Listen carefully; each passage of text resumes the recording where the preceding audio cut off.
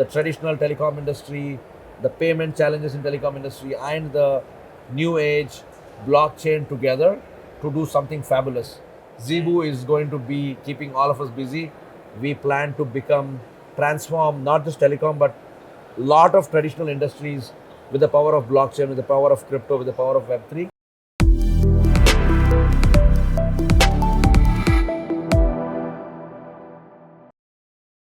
Welcome back, everyone.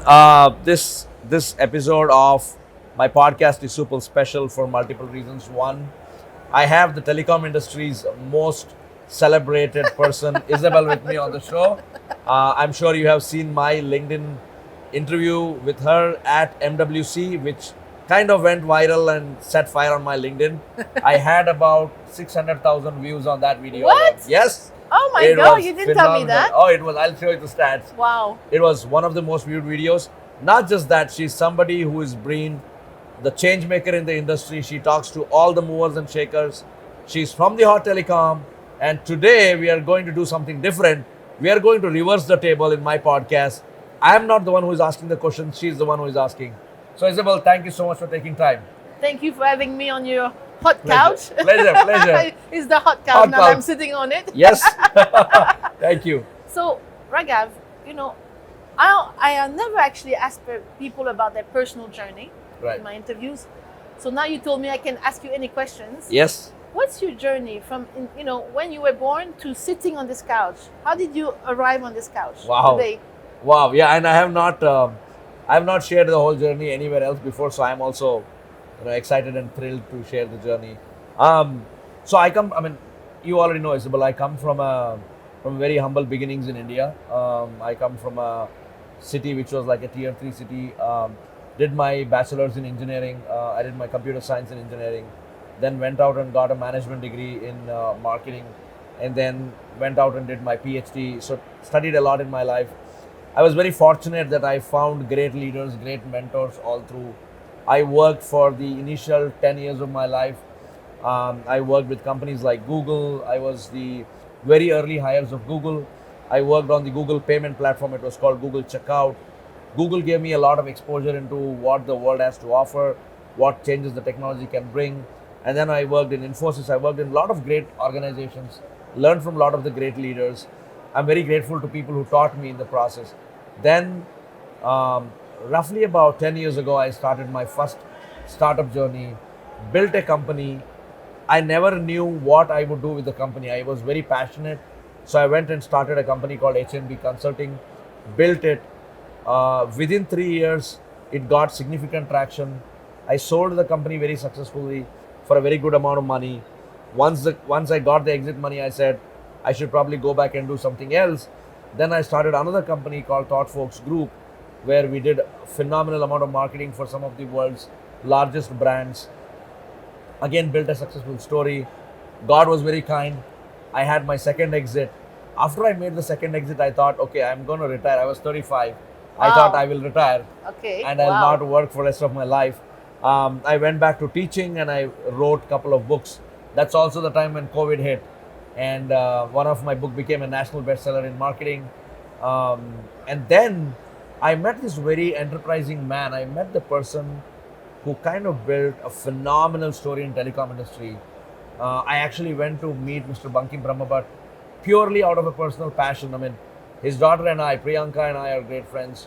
We thought we'll just go have a coffee with him. One coffee conversation turned into me being co-founder of what you see today, Zeebu. So that's how the whole journey started. So today, as the co-founder of Zeebu, I'm super excited about what we are bringing, right? We are bringing the traditional telecom industry, the payment challenges in telecom industry, and the new age blockchain together to do something fabulous. And just this morning, we crossed $2 billion in transaction on our platform. Wow. Which is a huge milestone. And I'm super thrilled about what future holds for us at Zeebu. What a journey. That's incredible. You've been a busy boy. Thank you. Thank you. And it looks like you're going to be busy for years to come. Absolutely. So now that we looked in the past, we like to look into the future. Sure. So if we look into the future 10 years from now, sure, and we look at Raghav, what do we see? Where is he? On which couch is he sitting? Wow. Isabelle, that's a very tough question, and thanks for asking.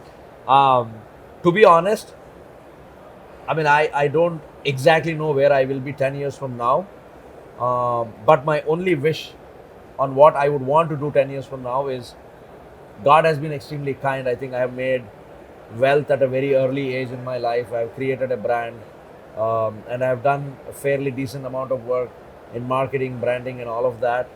10 years from now, I would want to be leading organizations and helping organizations that are creating real world impact, be it in sustainability, be it in solar, be it in places where some real impact is going to happen, and how we can leave this planet Earth as a better place to live for the generations to come.